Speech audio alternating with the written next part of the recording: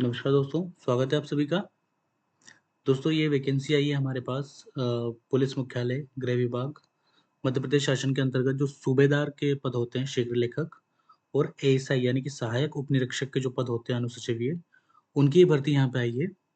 तो 2 तरह की पोस्ट हैं और ऑनलाइन आवेदन भरने की जो तिथि है वो क्या है 3/10 से एग्ज़ाम फॉर्म आपके एप्लीकेशन शुरू होंगे और लास्ट डेट जो रखी है वो क्या रखी है 17/10 यहाँ पे लास्ट डेट रखी थी। देखिए, आप सभी को इसकी जानकारी मिल गई होगी। कुछ डाउट्स हैं, उन डाउट्स को क्लियर करने के लिए ये वीडियो लेके हम आए हैं।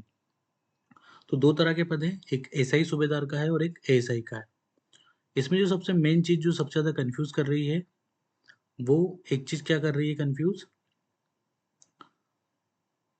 कि इसमें जिन बच्चों के पास डीसीए या पीजीडीसीए की डिग्री है, जिनने की अपना डिप्लोमा नहीं मंगवाया है, तो क्या वे लोग इस वैकेंसी के लिए अप्लाई कर सकते हैं?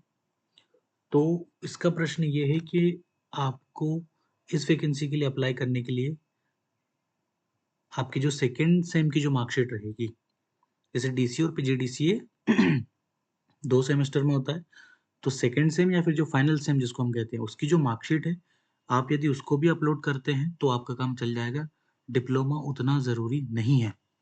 ये मैं इसलिए भी कहता हूँ कि यदि देखिए, अगर 100 बच्चों ने डीसी किया है, तो ये मान के चलिए कि 100 में से 95 बच्चों के पास डिप्लोमा नहीं है, केवल 5% जो डिप्लोमा मंगवाते हैं।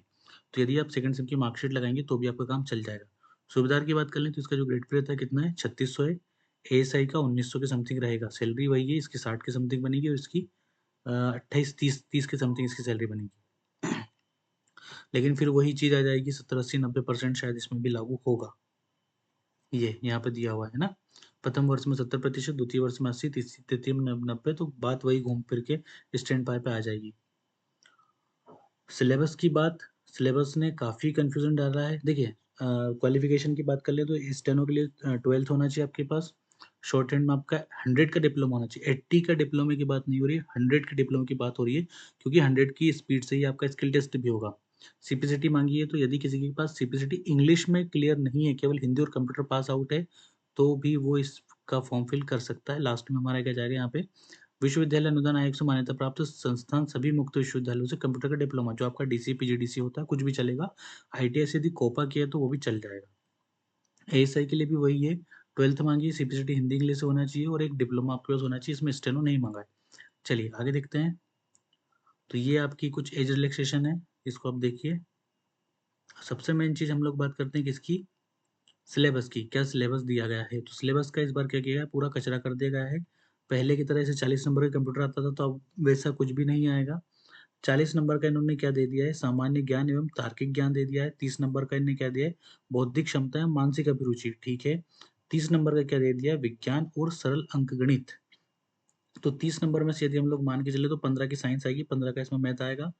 40 के जीके में, जो जीके सामान्य ज्ञान और तार्किक ज्ञान जो दिया हुआ है, ये 40 नंबर का दिया है। 30 नंबर की वही आपकी रहेगी क्या, बौद्धिक क्षमता और मानसिक अभिरुचि, तो इसको आप रीजनिंग में काउंट कर लो, ठीक है। तो कुल मिला के एक चीज जो इसमें सबसे ज्यादा दिख रही है वो क्या दिख रही है कि रीजनिंग बहुत दिख रही है, क्योंकि देखिए तार्किक यानी कि आपका जो रीजनिंग के जो चैप्टर हैं, तार्किक, बौद्धिक क्षमता और मानसिक अभिरुचि और गणित, तो लगभग मेरे ख्याल से ये जो वेटेज रहने वाला है, लगभग आपका 40 से 50 नंबर का जो वेटेज रहेगा, वो इन दोनों का ही रहेगा, मैथ और रीजनिंग का ही 40 से 50 नंबर का। ले दे के आपके 20 से 25 क्वेश्चन जो है आपके जीके के रहेंगे और 15 क्वेश्चन आपके साइंस के रहेंगे, 10 से 12-15 क्वेश्चन आपके साइंस के रहेंगे। लेकिन एक चीज मैं आपको बता दूं, क्योंकि ये जो सूबेदार अनुसचिव ये है, तो इनका काम कंप्यूटर पे भी काफ़ी बनता है, तो आप उस चीज़ को नकार नहीं सकते कि इसमें कंप्यूटर के जो क्वेश्चन है वो ना आए, क्योंकि जीके में भी कंप्यूटर के क्वेश्चन वो रख सकता है, इसमें कोई दो राय नहीं है। तो ये है और सिलेबस सेम रहेगा। इसके बाद दूसरी जो चीज़ रहेगी वो हमारी रहेगी क्या, स्किल टेस्ट की। तो स्टेनो वालों का जो स्किल टेस्ट है वो इसमें 80 शब्द 100 शब्द की स्पीड से डिक्टेशन का टेस्ट होगा, 5 मिनट की डिक्टेशन बोली जाएगी। और जो एएसआई रहेगा उसके लिए क्या होगा, उसके लिए इसमें टाइपिंग टेस्ट होगा। उसके लिए क्या होगा, टाइपिंग टेस्ट होगा। देखिए यहाँ पे दिया हुआ है, यहाँ पे है ना। इनके लिए क्या होगा कि इनके लिए आशुलिपि की परीक्षा ली जाएगी और इनके लिए टाइपिंग टेस्ट लिया जाएगा। 30% न्यूनतम अंक उसमें लाना जरूरी है। हाइट की बात कर लेते हैं तो सूबेदार में जो पुरुष है उसकी 162 माँगी गई, महिला 152, फिर वही सेम टू सेम दोनों में रहेगी। मेडिकल ज़्यादा कुछ ख़ास इसमें होगा नहीं, केवल आई टेस्ट होगा, नोकनी और नोकनी फुट जो आपके पैर का जो होता है उसका टेस्ट यहाँ पे होगा। रनिंग वगैरह कुछ नहीं माँगी, इसमें चेस्ट वगैरह भी नहीं माँगा गया है।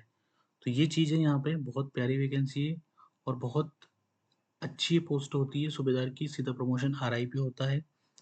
तो अच्छी वैकेंसी है, इसकी तैयारी कीजिए।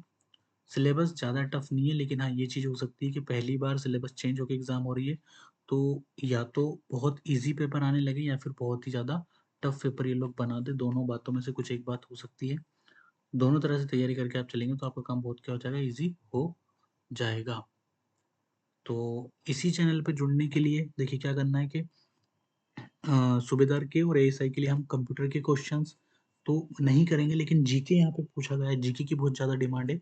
तो जीके के जो क्वेश्चंस है वो हम यहाँ पे करेंगे और उसके बाद सबसे मेन चीज़ जो रहेगी वो स्किल टेस्ट की रहेगी। तो जैसे कि आप सभी लोग जानते हैं कि स्टेनो का ही चैनल है। मध्य प्रदेश हाई कोर्ट के लिए जो स्टेनो है और सूबेदार के लिए जो स्टेनो, दोनों अलग-अलग स्टेनो रहेगी। तो स्टेनो की तैयारी हम यहाँ पे करवाएँगे, उसके लिए बहुत अच्छी-अच्छी क्लासेस हम यहाँ पे एसएससी स्टेनो की भी लेके आ रहे हैं और सूबेदार स्टेनो के लिए भी हम डेली यहाँ पे क्लास लाएँगे। तो जो बच्चे सूबेदार की तैयारी कर रहे हैं वो इस चैनल को ज़रूर सब्सक्राइब करें और जो आपकी प्रीलिम्स होगी 100 मार्क्स का जो क्वेश्चन पेपर होगा, उसके लिए भी आप इस चैनल को सब्सक्राइब कीजिए, क्योंकि डेली एमपी जीके के जो क्वेश्चंस हैं हम लोग यहाँ पे बहुत अच्छे तरीके से क्वेश्चंस सॉल्व करेंगे। जो लोग पहली बार एग्ज़ाम दे रहे हैं इस एग्ज़ाम को, क्योंकि देखिए ये एग्ज़ाम सभी के लिए नहीं है, जो पैटर्न है वो सभी के लिए नया है। इस तरह से अभी तक एमपी सूबेदार की जो वैकेंसी नहीं हुई है और लगभग 8 से 9 साल के बाद एग्ज़ाम आई, क्योंकि 2017 में लास्ट टाइम ये एग्ज़ाम आई थी। तो तब सिलेबस कुछ और होता था, 40 नंबर का तो कंप्यूटर ही आ जाता था। तो 40 नंबर का कंप्यूटर यदि उस समय आपको पता था तो उस समय आपकी आराम से इसमें लग जाती, लेकिन सिलेबस चेंज हुआ है तो चेंज सिलेबस के अकॉर्डिंग हमें यहाँ पे पढ़ना पड़ेगा। तो तैयारी के लिए जुड़िए, सब्सक्राइब कीजिए चैनल को। अपना ध्यान रखिए, सुरक्षित रहिए। जय हिंद, वंदे मातरम।